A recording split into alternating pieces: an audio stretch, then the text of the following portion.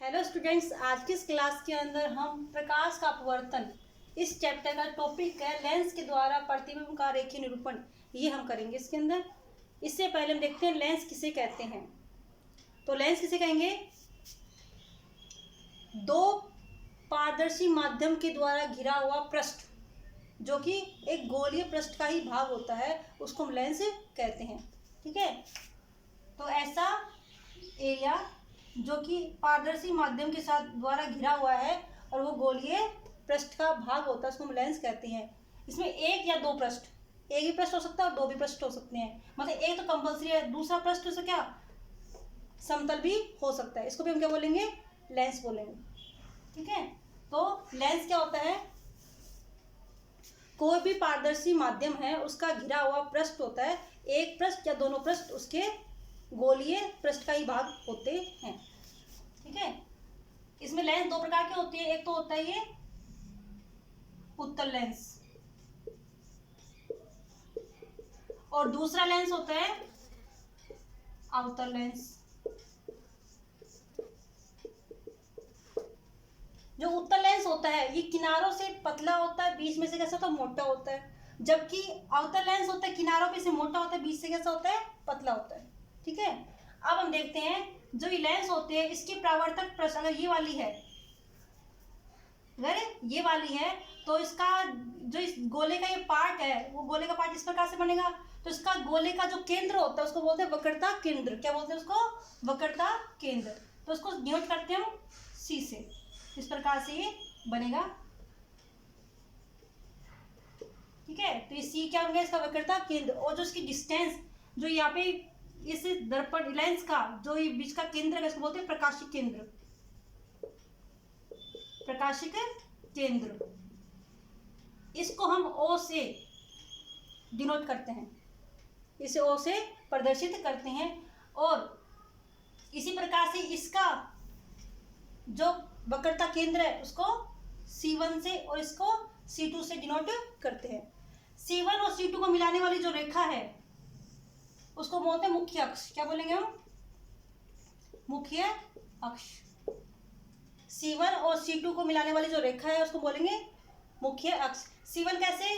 जब परावर्तक पृष्ठ अगर ये वाली होगी तो इस गोले का इस प्रकार से गोला बनेगा इधर। तो इस गोले का पार्ट कौन सा हो गया? ये। तो इस गोले का जो केंद्र है वो C1 और इस परावर्तक पृष्ठ का गोले का केंद्र है C2। ठीक है, तो इस प्रकार से C1 और C2 को मिलाने वाली जो मुख्य रेखा उसको बोलते हैं मुख्य अक्ष। अब अगर मान लो परावर्तक पृष्ठ ये वाली है, ठीक है, तो प्रकाश की इस प्रकार से आएंगी।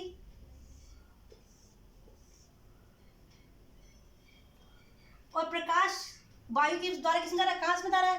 कांच में जा रहा है ना, तो कांच में जाने से क्या होगा? इसका अपवर्तन होगा और यहाँ से जो किरणें हैं वो एक बिंदु से निकलती हुई आपको प्रतीत बिंदु से निकलती हैं। इस बिंदु बोलते हैं हम एफ। क्या बोलते हैं? फोकस बिंदु। क्या बोलेंगे इसको? फोकस बिंदु। इस बिंदु को हम बोलेंगे फोकस बिंदु। इसको एफ से डिनोट करते हैं और ओ से और एफ की दूरी यहाँ से लेकर के इस बिंदु तक की दूरी इसको स्मॉल एफ से डिनोट करते हैं, इसको बोलते हैं फोकस दूरी। क्या बोलेंगे इसको?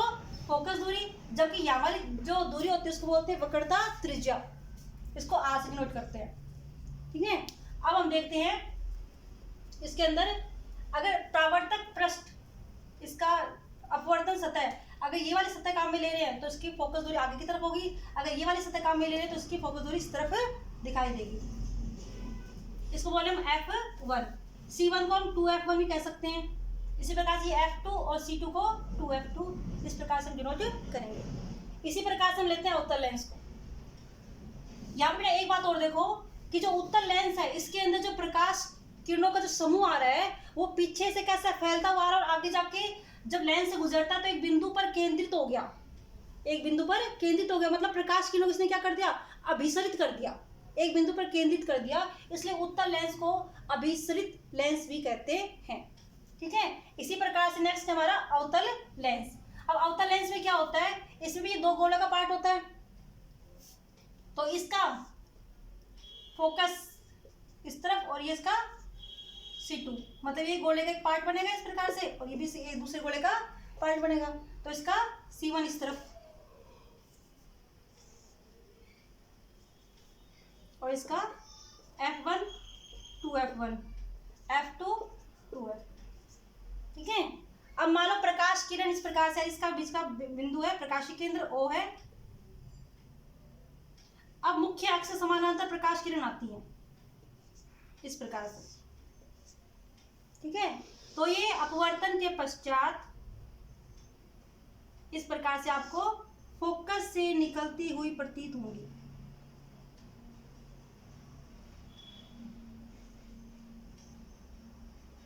फोकस से निकलती हुई आपको प्रतीत होंगी।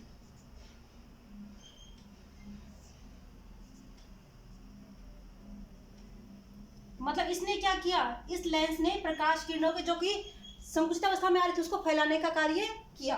तो इसको बोलते हैं अपसरित लेंस भी कहते हैं। मतलब ये जो लेंस होता है अवतल लेंस, उसको अपसरित लेंस भी कहते हैं और उत्तल लेंस को अभिसरित लेंस भी कहते हैं। तो हमने इसके मुख्य मुख्य पॉइंट इसमें देख लिए हैं। इसके साथ में हम देखते हैं बस नेक्स्ट इसमें कि जो प्रकाश लेंस के द्वारा प्रतिबिंब का निरूपण होता है वो किस प्रकार से होता है कि वस्तु कहाँ रखी होती है, इसका प्रतिबिंब कहाँ बनेगा, इसको हम शो अब करते हैं। एक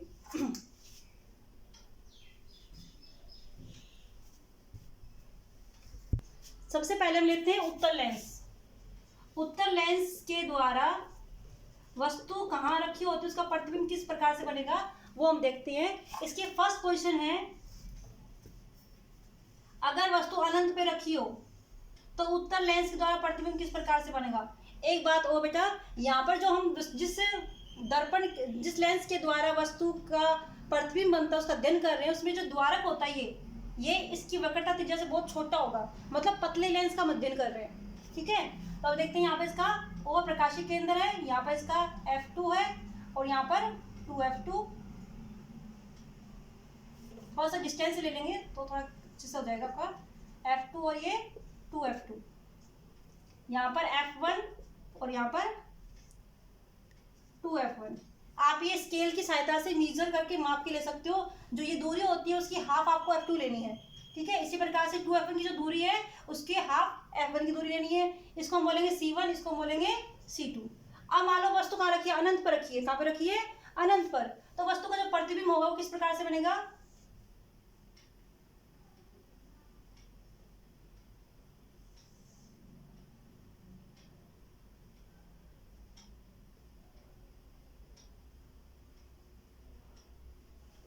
प्रकाश किरणें इस प्रकार से मुख्य अक्ष से समानांतर आ रही है, ये इसकी मुख्य अक्ष है।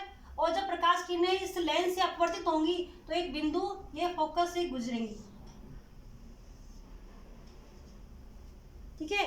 तो वस्तु का जो प्रतिबिंब वो कहाँ बना, F2 पर बना। कैसा बना, साइज में कैसा बना, छोटा है, उल्टा है और कैसा है, वास्तविक है। तो प्रतिबिंब वस्तु कहाँ थी, अनंत पर। कहाँ थी, अनंत पर। तो वस्तु का जो प्रतिबिंब बना है वो कहाँ बना है, F2 पर। छोटा, अत्यधिक छोटा है, उल्टा और वास्तविक, इस प्रकार से हमें प्रतिबिंब प्राप्त होता है। नेक्स्ट है हमारा, अगर वस्तु 2F1 से परे रखी है तो वस्तु का प्रतिबिंब कहाँ बनेगा वो हम देखते हैं इसके अंदर। अगर वस्तु 2F1 से परे रखी है तो वस्तु का प्रतिबिंब कहाँ बनेगा। ये F1, ये O, F2 और 2F2। वस्तु मान लो हमने यहाँ पे रखी है तो इसकी वस्तु प्रतिबिंब एक जो मुख्य किरण जाएगी वो मुख्य के समानांतर जाती है, दूसरी प्रकाशीय केंद्र से गुजरती है। जहां पर दोनों किरणें कटेंगी वहां पर वस्तु के प्रतिबिंब का निर्माण होगा। तो हम देखते हैं मुख्य के समानांतर जा रही है। ठीक है बेटा। और ये फोकस से निकलेगी इस प्रकार से और दूसरी किरण जाएगी O से। तो अब स्केल की सहायता से इसको अच्छे से मिला लेना बेटा। ये मिलती है यहाँ पर। तो वस्तु के प्रतिबिंब का निर्माण कहाँ पर होगा, F2 और 2F2 के बीच में। इसको स्केल की सहायता से इस प्रकार से मिला लेंगे। वस्तु कहाँ रखी है, 2F1 से परे। तो प्रतिबिंब का निर्माण कहाँ पे हो रहा है, F2 एवं 2F2 के बीच। वस्तु की प्रतिबिंब निर्माण कहाँ है? F2 और 2F2 के बीच में। कैसा बन रहा है? उल्टा। कैसा बन रहा है? उल्टा। वास्तविक और वस्तु से कैसे बनेगा ये? छोटा। अब हम देखते हैं इसकी नेक्स्ट कंडीशन। जब वस्तु कहाँ रखी है?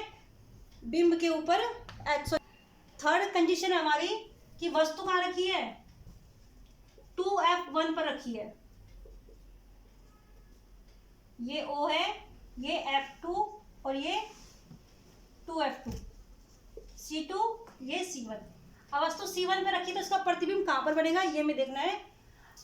तो पहले ही जो किरण निकलेगी वो कैसे निकलेगी? मुख्य से समानांतर निकलेगी और ये फोकस से गुजरेगी इस प्रकार से। दूसरी जो किरण निकलेगी वो प्रकाशीय केंद्र से होते हुए जाएगी और इस प्रकार से आपस में जहाँ पे कटेंगी वहां पर वस्तु के प्रतिबिंब का निर्माण होगा।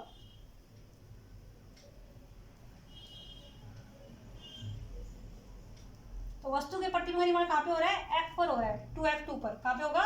2F2 पर। इस प्रकार से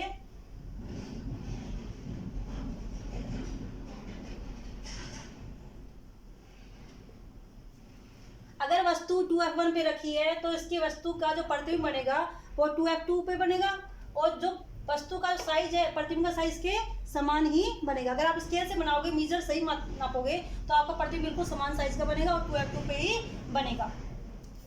तो वस्तु कहाँ रखी है? 2F1 पर। प्रतिबिंब कहाँ बनेगा? 2F2 पर बनेगा।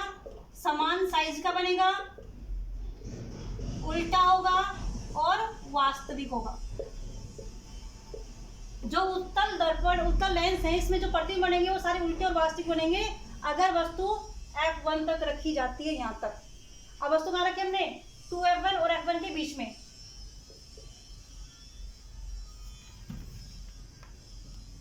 अब नेक्स्ट पोजीशन हमारी वस्तु रखेगी 2F1 और F1 के बीच में। उसको हम देखते हैं।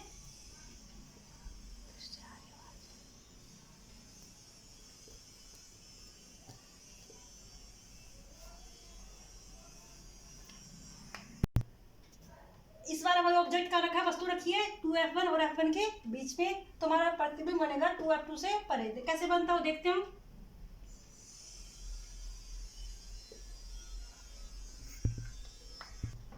ये निकलेगी फोकस से। दूसरी प्रकाशीय किरण, जो प्रकाश किरण है प्रकाशिक बिंदु से, केंद्र से निकलेगी इस प्रकार से और जहाँ पे ये कटेंगे आपस में वहां पर वस्तु के प्रतिबिंब का निर्माण होगा। तो यहाँ पर वस्तु का प्रतिबिंब बनेगा। अगर हम इसको स्केल्स की सहायता से नापेंगे तो आपका प्रतिबिंब बिल्कुल फिक्स आएगा। ठीक है। तो जो प्रतिबिंब बन रहा है वस्तु की साइज से कैसा बन रहा है? बड़ा बन रहा है, उल्टा बन रहा है और वास्तविक है। तो वस्तु कहाँ रखी है? इसमें 2F1 एवं F1 के बीच। वस्तु का प्रतिबिंब कहाँ बन रहा है? 2F2 से परे। कैसा बन रहा है? उल्टा, बड़ा और वास्तविक। ठीक है। नेक्स्ट कंडीशन हमारी, वस्तु अगर F1 पे रखी हो, कहाँ मिलेगी? F1 पे। इस प्रकार से 2F1, F1, O, F2 और 2F2। वस्तु कहाँ रखी है? F1 पे रखी है हमने। यहाँ पे इसको वस्तु को रख दिया है। अब इसका प्रतिबिंब देखेंगे तो कैसे बनेगा? यहाँ से निकलेगा किरण इसकी और कहाँ से निकलेगी? ये F2 से निकलेगी। दूसरी प्रकाशीय किरण कहाँ, दूसरी किरण निकलेगी इसकी O केंद्र से। तो इस प्रकार से ये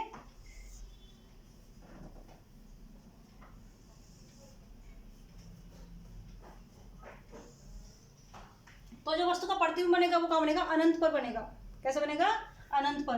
देखिए वस्तु के प्रतिबिंब का जो साइज होता है वो कैसा बनेगा? अनंत पर बनेगा, उल्टा बनेगा और अत्यधिक बड़ा बनेगा। कैसा बनेगा? अत्यधिक बड़ा। ठीक है बेटा। अब हम देखते हैं नेक्स्ट कंडीशन इसकी 6th। अब वस्तु हमारी रखी है प्रकाशिक केंद्र और F1 के बीच में। 2f1 f1 o f2 और 2f2, ठीक है। वस्तु यहाँ पर रखिए प्रकाशीय केंद्र और ओ के बीच में। तो वस्तु का प्रतिबिंब कैसे बनेगा? फर्स्ट जो किरण जाएगी वो कहाँ जाएगी? f2 से निकलेगी, ठीक है। सेकंड जाएगी वो कहाँ जाएगी? ओ से निकलेगी। ये दोनों जाकर के इस प्रकार से पीछे आपको मिलती हुई प्रतीत होंगी, इस प्रकार। तो वस्तु का प्रतिबिंब यहाँ बनेगा।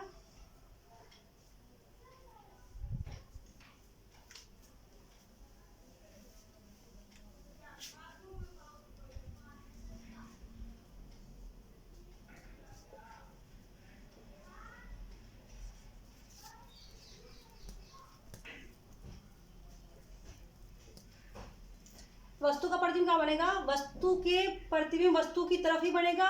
कैसा होगा? सीधा होगा, अत्यधिक बड़ा होगा और 2f1 से परे बनेगा, ठीक है बेटा। तो इसके अंदर जो वस्तु का प्रतिबिंब बनेगा, अगर वस्तु का f1 और o के बीच में, प्रकाशीय केंद्र के बीच में है, तो वस्तु का जो प्रतिबिंब बनता है वो 2f1 पर उसके परे बनेगा, वस्तु से आकार में बड़ा बनेगा और सीधा होगा। ये वाला प्रतिबिंब कैसा है? सीधा। जबकि वास्तविक और कैसा? आभासी होगा। जबकि वो प्रतिबिंब बने थे वो कैसे थे? उल्टे और वास्तविक थे। ये आभासी, सीधा और वस्तु के आकार से बड़ा। ये तो हमने देख लिए उत्तल लेंस के प्रतिबिंब। अब हम देखते हैं अवतल लेंस के प्रतिबिंब। अवतल लेंस में बस दो कंडीशन है, एक तो अनंत पे और प्रकाशीय केंद्र से बीच में। फर्स्ट देखते हैं अनंत पर। ये हमारा अवतल लेंस है, ये f1 2f1 f2 और 2f2। वस्तु अनंत पे रखी है। कहाँ रखी है? अनंत पर। तो इस प्रकार से ये फोकस से निकलती हुई प्रतीत होती है, ठीक है बेटा। और दूसरी किरण कहाँ से आएगी? प्रकाशीय केंद्र से निकलेगी। कहाँ से निकलेगी?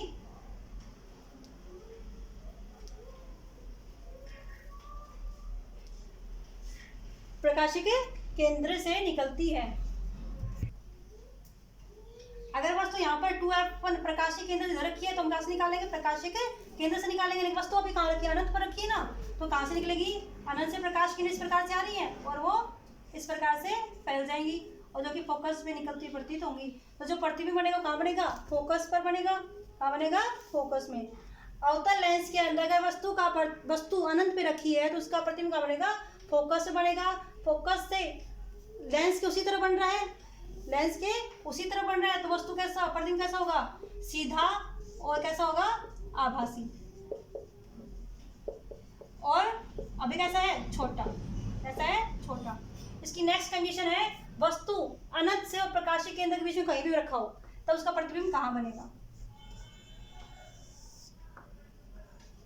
ये O है प्रकाशीय केंद्र, ये f1, ये 2f1, वस्तु मानो यहाँ पर रखी है, ठीक है। ये f2 और ये 2f2। एक किरण जाती प्रकाश किस प्रकार से मुख्य समानांतर जाती है, वो फोकस से निकलती हुई प्रतीत होती है, ठीक है।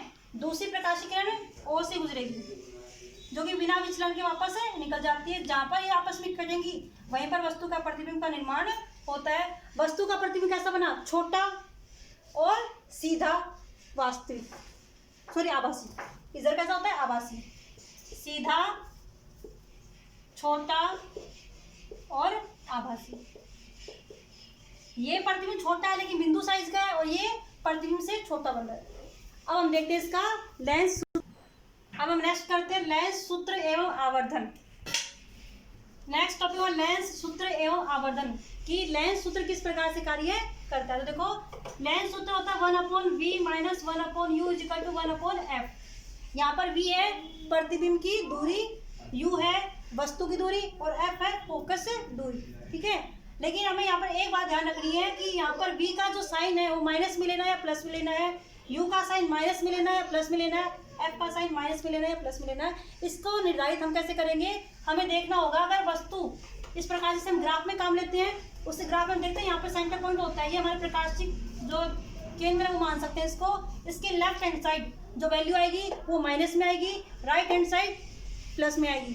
इसी प्रकार से ऊपर की जो वैल्यू आएगी वो प्लस में, नीचे की जो वैल्यू आएगी वो माइनस में आती है। ठीक है, तो हमें इस प्रकार से वस्तु यहाँ पर रखी है तो हम प्लस में लेंगे, माइनस में लेंगे सॉरी, और वस्तु इस तरफ रखी है तो प्लस में लेंगे। वस्तु का प्रतिबिंब इस तरफ बनता है तो माइनस में लेंगे यू की वैल्यू, इस तरफ बनता है तो प्लस में, नीचे की तरफ बनता है तो माइनस में, और ऊपर की तरफ बनता है तो प्लस में। इस प्रकार से हम चिन्ह प्रॉपर्टी का यूज करेंगे। यह हमारा लेंस सूत्र है, इसका उपयोग करके हम इसकी वैल्यू पुट करके इसका मान फोकस दूरी को हम निकाल सकते हैं। अगर फोकस दूरी दी गई है, वस्तु की दूरी दी गई है तो प्रतिबिंब की दूरी हम निकाल सकते हैं। ठीक है, इसी प्रकार से तीनों में से अगर हमें 2 दिए गए तो एक को हम निकाल सकते हैं। अब दूसरा आवर्धन। आवर्धन क्या होता है?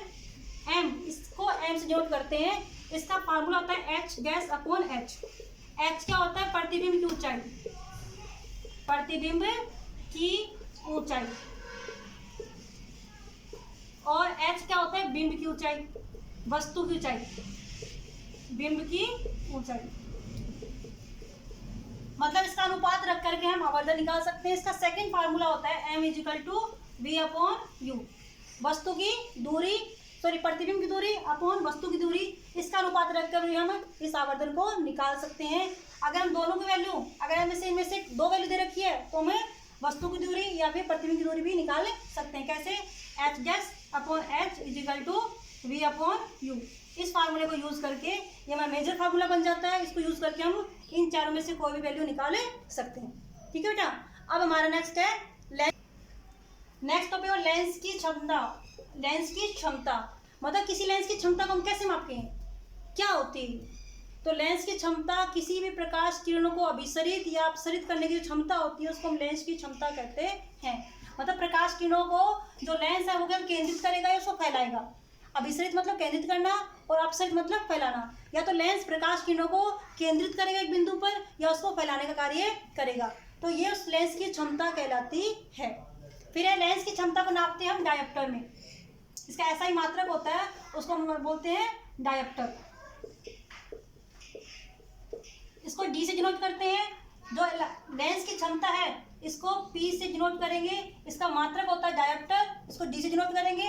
P is equal to f upon 1/f। ये होता है फोकस दूरी और लेंस की क्षमता के मध्य संबंध। अगर जैसे जैसे फोकस दूरी इंक्रीज होती है तो लेंस की क्षमता होती है वो डिक्रीज होगी, कम होगी, और लेंस की क्षमता इंक्रीज होगी तो फोकस दूरी उसके अपने आप कम हो जाती है।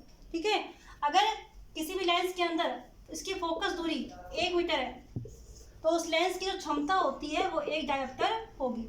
मतलब 1 डायोप्टर किसे कहेंगे? कोई लेंस जिसकी फोकस दूरी 1 मीटर होती है उस लेंस की क्षमता 1 डायोप्टर होती है।